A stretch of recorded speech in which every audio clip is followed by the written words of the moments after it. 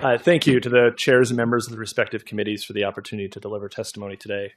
My name is Pete Nabozny, and I'm the Director of Policy for the Children's Agenda in Rochester.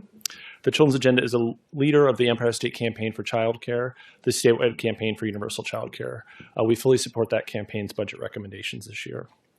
The Children's Agenda is also thrilled that the executive budget proposal recognizes the critical importance of childcare for children, families, and the entire economy. We are pleased that the governor's budget includes elements of a plan released by the Empire State Campaign for Childcare this past fall. We support the historic proposals championed by Governor Hochul in her executive budget and hope the legislature can build upon the governor's commitments to deliver a path to truly universal childcare throughout New York State. There are a few specific ways we'd like to see the legislature build upon the governor's proposal.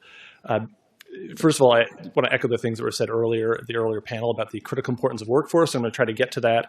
But if I don't have time, then I fully endorse everything my colleague Shanita said.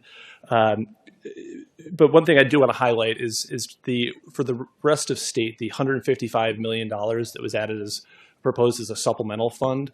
We're concerned that proposal, it has budget language that mirrors what we saw last year, and a significant portion, probably most of that funding, we believe in the end, won't get out to those counties for that additional support for childcare. There are ways we can fix this. I'd love to be able to talk about that, but we're concerned that we're replicating an issue that prevented a lot of families from getting care over the past year.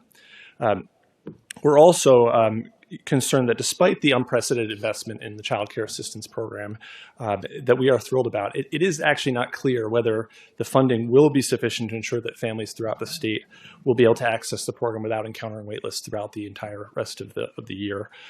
We don't want to recreate what's happened this year, where you have more than 30 counties in New York City with closed enrollment, well over 10,000 children on wait lists in New York City alone, and more throughout the rest of the state.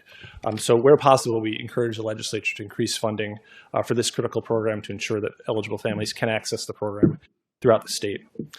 We also think it's time to reform the management of the child care assistance program. The current approach to funding the program across the state relies on an unwieldy block grant program from the state to 58 different social services districts. This is very inefficient, and over time, decisions made at the state and local levels have led to wildly different allocations in various parts of the state, with rural and less affluent communities typically receiving far less funding per eligible child than wealthier, more densely populated parts of the state. We should make structural changes to the state's flawed block grant system to ensure equitable access across the program. We also are strongly supportive of the community care pilots and believe it's actually in our state's interest to add at least one more community to ensure we can roll this out in rural parts of the state, as mentioned earlier in earlier testimony. Thank you.